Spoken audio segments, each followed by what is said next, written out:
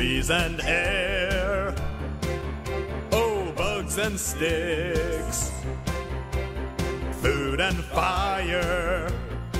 It's so much fun with nature. Okay, here's what you gotta do in case a bear attacks you.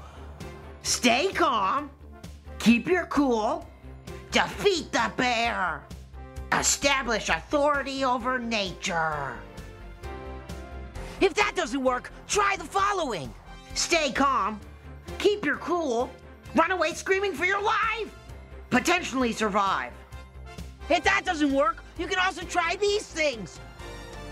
Stay calm, keep your cool, fight the bear with love, establish friendship with the bear, see generations of future bears and humans coexisting in peace and harmony, invent a flying car.